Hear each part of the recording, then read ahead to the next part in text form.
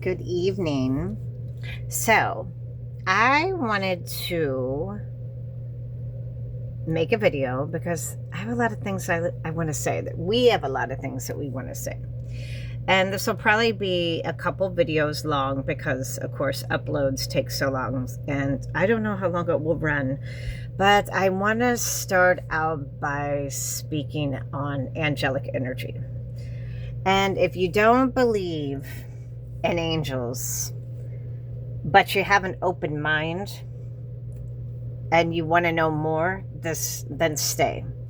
If you're a complete cynic and you can't put any energy forth towards it, or you think anything that we've been doing, you can't get on board with it, you can't understand it, you can move on. This isn't for you.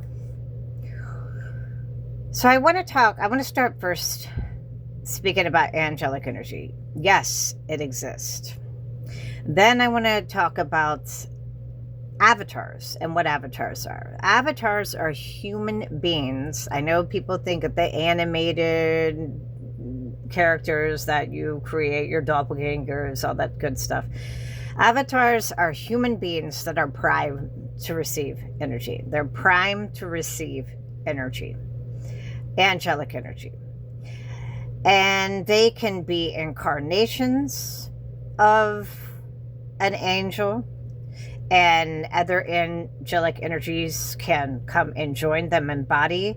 It is very, very rare that you will ever have an incarnation of an angel in a human avatar and not have other angelic energies come and join them, visit them, work with them, deliver with them. We are a collective. We are a family, especially deliver angels. We are a very, very well-oiled machine. We are a tribe. We are very well connected. We engineer together. We plan together. We get it done. We get work done together. And that's exactly what we're doing in this time. And if anyone's been paying attention, you would be witnessing that for yourself. So, with that being said, this body right here, she's a human avatar, and she's been a hub for angelic energy since pretty much the day she was in diapers. And she's carried a lot of purpose within her, and we're going to go into all that later. That's not going to be what I'm going to discuss first. What I want to get into is the angels of Jeremiel and Maikiel. So, Maikiel, people consider him in the Catholic Church. They refer, and other religions, including Judaism, they refer to him as Maikiel. And the Hebrew calls him Micah. Some Hebrews call him Micah, but truly, the way that we speak in Ka, in the angel language, it sounds like this: Maikiel. Maikiel. Maikiel was the angel who incarnated to life as the man that we know as Yeshua. Ish. Isa. That is the angel, Archangel Michael, incarnated to life as Jesus Christ. Then there's Jeremiel, and Jeremiel incarnated into life as Yohann, John the Baptist. There's John the Apostle. This is John the Baptist we're speaking of. So, Maikiel has had some struggles over the centuries, and that may be hard for people to stomach. But, because they think of Jesus as being all perfect and all this good stuff, and invincible and untouchable and sinless and infallible and all this good stuff. And they don't understand that angelic energy can be affected. We have emotions too. We have auras surrounding us that can be impacted by our experiences, both on the ground and also what we absorb by witnessing. So, Maikiel, a lot of his struggles, emotional struggles, have surrounded his legacy while living in the life as Yeshua, Jesus Christ. His legacy being twisted and tainted, and him being made into the poster boy of oppression, his image being hijacked. That does not sit well with him. It never has. It's been a source of angst and confusion and resentment inside of him, and it has absolutely impacted his aura. We aren't seeing him as an incarnation on the ground today because, one, he wants to exemplify his esoteric truth and his esoteric teachings, that consciousness is the true master. That consciousness, that we all have the power, we all have the capacity to evolve in spirit and in our humanity. In humanity as Yeshua did, and our capacity to evolve in spirit as the angels do. That we all have the capacity to evolve to be angels. So what better way to exemplify than staying out of a human body? He had a body that was designated to him if he wanted to change his mind, if he wanted to hit the ground. He had a body that was designated to him, but he wanted to keep his eye on the ball and a place where he was in his full power and he could continue engineering this divine plan that he had for mass awakening, mass remembrance. He felt it was going to be way more conducive for him and better for him personally and better for the message to stay on the other side, and that body would remain and he would just channel through it, walk into it whenever to create whatever he was going to do in the first place, and there would be help.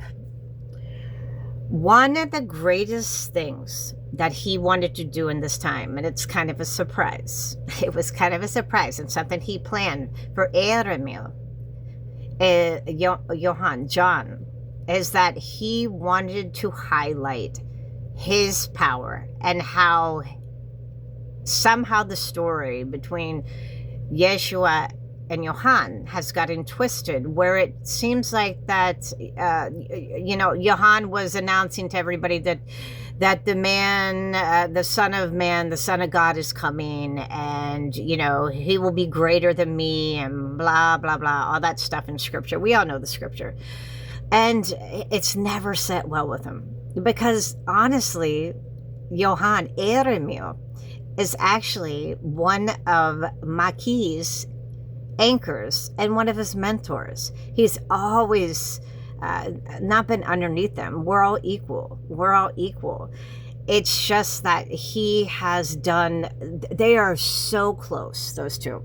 Jeremiel is a deliverer angel. Most times he is in the heavens. He rarely hits the ground. He does on a few, he has for several lives, few occasions, used to all the time, to other planets in the universe. But basically, he sits with the divine masculine God in the highest dimensions.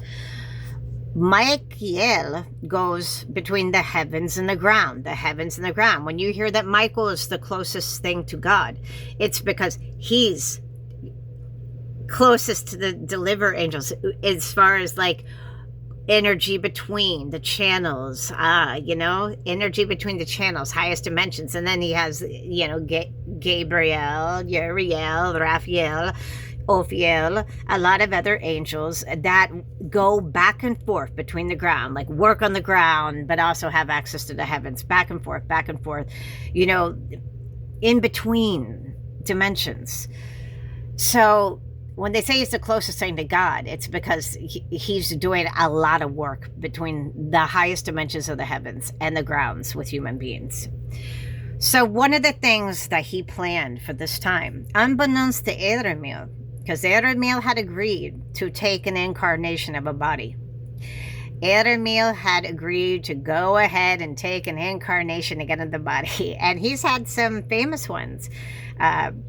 Not just Yohann, John the Baptist, but other ones too. So we can go into all that later. But what he wanted to do to exemplify that John himself was a master, that John himself was impeccable, and that he was definitely his equal, that he was not above John in any life that they've lived together on the ground or in the heavens, is that he wanted to exemplify. He had some that he was the Alpha and the Omega, that he too was just as important, as significant, as powerful, as impeccable as Yeshua. So think about it. Jerry Garcia, 8/1/1942. The 801, the Alpha and Omega, and this is brilliant, and this is something that he also surprised me with and guided me to.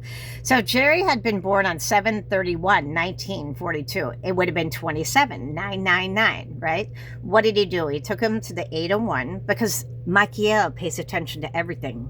He knows what's going on with gematria. He knows what's going on with the Greek. He knows he does not take his eye off the ball. He knows how Kabbalah has evolved because he's been part of it, and so has Jeremiel. All of them have. They've helped Kabbalah to evolve. They've helped Christ consciousness to start seeding on this planet, all from spirit. So I want to stress the importance of the relationship between Jeremiel and Maikiel, and how Maikiel wanted to put that life, and he of course it was Jerry Garcia. He put him on a pedestal, and he didn't say much. He was a streamer of consciousness, but what he did is he spoke with his guitar, and then he had this wonderful man, Robert Hunter, that they placed with him, that was almost like a scribe to bring his notes to life. When we talk about, Jerry talked about his gifts and how he sees music and colors and shapes and all that good stuff. That's streaming consciousness. So there Jerry is exemplifying the mastery of God, of an angel. And then you have this man, Robert Hunter, who comes in and helps put those beautiful notes to the most ethereal lyrics, just impeccable art. It's amazing. But Maikiel wanted him there. He wanted Jerry, Yohann, John, Jeremiel to take the throne in this time. He planned it. He helped engineer it. It was for him. And when I say, Laura has said that I know Jerry's Jesus. I know Jerry's Jesus. And she wasn't far off, because let me tell you something. Maikiel, when he's been moving through avatars, and he's moved through thousands of human bodies. You saw him do the shadow through Chris Cornell and his bandmates from Soundgarden and Audioslave both, and Lane Staley and Scott Stapp and from Creed and his bandmates. You saw all that. He's been everywhere. The proof is in the pudding. He's been everywhere. But where his safe spot was and where he would fall and who he really spent a lot of time with was Jerry. He was with Jerry a lot. So he was channeling through Jerry. Jesus, Maikiel, the angel who incarnated to life as Jesus, as Yeshua, was moving through Jerry a lot. Just playing with them and having fun and, creating art and music. And Jerry really inspired him to get going. Jerry has a very healing energy. And, and Jeremiel was there. So that was his safe spot to land. And so he was there. So it's like, and then Jeremiel, when Chris Cornell was alive, still, and Maikiel was moving through Chris Cornell. Jeremiel was there trying to be a stabilizing force for Maikiel, because Maikiel didn't really want to be in an incarnation. It was hard for him to stay in a body for too long. It was uncomfortable. He was still in a struggle. Jeremiel then would join him in whatever body he was moving into and become, try to be a stabilizing force. So It's a wonderful, beautiful story of friendship, even amongst angels, of family, of tribe. And it's just impeccable and beautiful. But it was planned and designed to exemplify that Jeremiel is a deliverer angel. And Jerry never wanted to be a god. He never wanted to even be put on a pedestal. It was very uncomfortable for him. And I'm sure a lot of that was Maikiel within him too.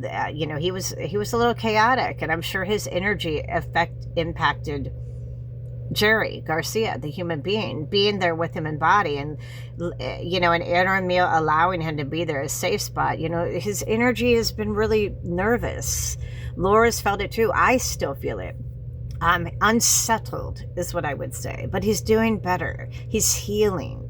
He's resting. And right now, all he's doing is he's moving energy. He's moving energy from the earth to the heavens, and placing new souls as foundation for new earth. So that's his purpose in this time. He's very calm and settled now, and he has way better times than he has bad times. He's doing very well.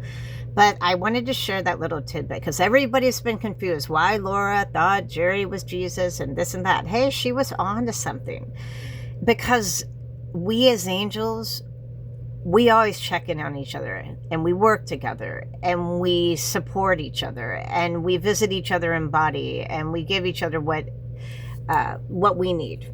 You know, at least we do our very best. So that was one of the first things that I wanted to state. I wanted to explain exactly what an avatar was. I wanted to definitely exemplify that angelic energy is real. And I wanted to shine a light on the story between Yeshua and Yohann the Baptist, and the very special relationship that Maikiel and Jeremiel have together, and how they did something impeccable here in this time. And it's not over. It's not over. And a lot of people may be unsettled with this. Wow, they both did drugs and they were rock stars and all this. Listen, they were here to be relatable. They were here to not just teach, but reach, okay? They weren't here to come and be perfect and untouchable and, come down as holy rollers. No, when they come to the ground, when angels come to the ground, we're here to serve. We're here to serve. We're not to be put on a pedestal. We're not asking anyone to bow down and claim us. Every tongue shall confess, every knee shall bow. That's ridiculous. No angel has ever said that. Not on the ground and not of spirit. All right, so that's video number 1, and I'm going to keep coming around. All right, have a great night. Bye.